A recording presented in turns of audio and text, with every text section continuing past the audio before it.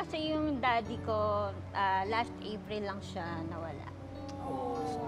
And how was that the defining moment of your life? Kasi feeling ko, yung time ko sa parents ko.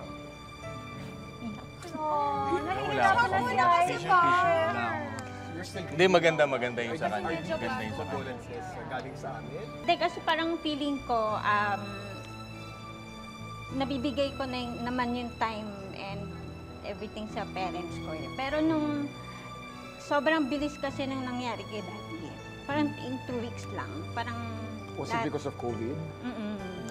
So parang doon sa 2 weeks na yon, hindi talaga namin ina-expect na papunta doon. So parang nung nawala siya, kulang pa pala, parang mas marami ka pa palang maibibigay. So parang naisip ko, parang wag mong isipin na lagi, okay na yan. Nasapat na. Nagawa ko na, parang okay na ako dyan. Wag palang ganun. So parang hanggat kaya pa, bigay mo pa rin. Lalo na yung oras sa magulang. Magandang lesson yan sa mga nanonood ng mga Mars at Pars, sa mga mahal natin sa buhay. Habang buhay pa, ibigay na natin ang pwede natin Minsan ibigay. kasi madaling sabihin, nasasabi natin, pero kasi pag nandyan na, Pag ikaw wala na na. yung nandun sa sitwasyon na yon. Yun pala talaga yun. Ito pala yun, yung sinasabi Saka bigyan mo nila. talaga ng time. Thank you so much for Maraming sharing. Salamat talaga. Salamat sa pagbubukas ng inyong mga puso at ng inyong mga experience sa amin. Yes. It takes a lot to be open like that. Yes, totoo. Thank you so much. At Mars Pabor! Sukatan na ng heels, ng galing ang magaganap ngayon dito sa Mars Magaling! Ang game natin ngayon ay ang High Ball Rumble. Pero bago yan, trivia muna tayo. Ang high heels ay unang na-invento para sa mga lalaki at hindi para sa mga babae. Gardo, ano yan? totoo. As early as 10th century sa Persia, ginagamit ng mga military man ang mga sapatos na may mataas na heels sa pangangabayo. Ang heels ay kinakawit nila sa kanilang saddle stirrup para hindi sila malaglag habang nangangabayo. Lalo na kung nakikipaglaban sila sa gera. At noong 16th century naman, dinala ito ng mga emissaries ni Abbas the Great sa Europe kung saan ginagamit ito ng mga kalalakihan na pinangunahan ni King Louis XIV. Pag nakita niyo yung mga painting ni King Louis XIV, naka-high heels yan. Kaya naman ito naging sukatan ng social status nung panahong yon. Yon ang trivia natin ngayong araw na to. Now you know, share mo na. At ito na, alamin naman natin ang mechanics ng High Ball Rumble. Okay. Ito na. So, Ian Camps, magkakampi, versus EJ and Gardo.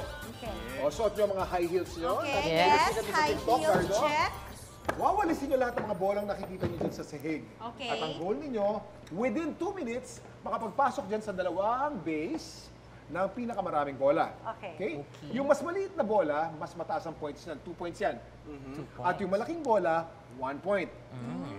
Habang nagwawalis kayo ng bola, pwede kayo mag-agawa ng bola basta wala pa sa base. Okay. Pero pag nasa loob na ng base, Hindi na points pwedeng na yun, galawin. hindi na pwedeng Dead man na yun. mag-agawan. Galawin. Yes. Okay? At tandaan, ito pa, ang pagwawalis, gamitin natin isang kamay lamang. Okay. At dapat ang isang kamay, huwag natin gagamitin panulak, iya ha. Iya agad. Hindi, Okay, fine. Okay. Parang mga lola sa umaga nasa likod. Yes. isang kamay nasa likod. Alright. O, pagbilang ko ng 3, sisimulan na natin ang one ball rumble. Okay? 1, 2, 3, go!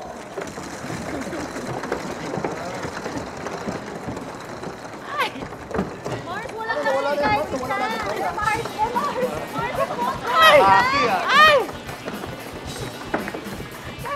Ang galing na strategy. Ay, natin eh, kinukuha eh.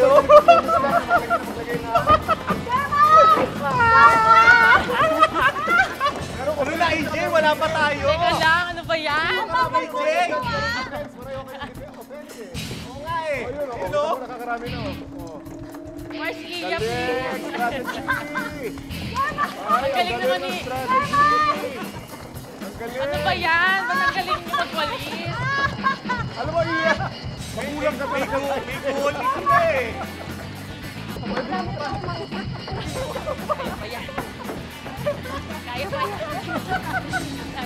Okay, time is almost up. 5, 4, 3, 2, 1. Grabe yung bantay nito. Time's up! Ay, nako guys, napakalinaw kung sinong nanalo. Okay. Hindi na natin kailangan bilangin ang bola dahil napakalinaw. Panalo ang team ni Mars, Ian, ni Mars lang. Magagaling talaga ang mga babae pagdating sa ball. Sobra.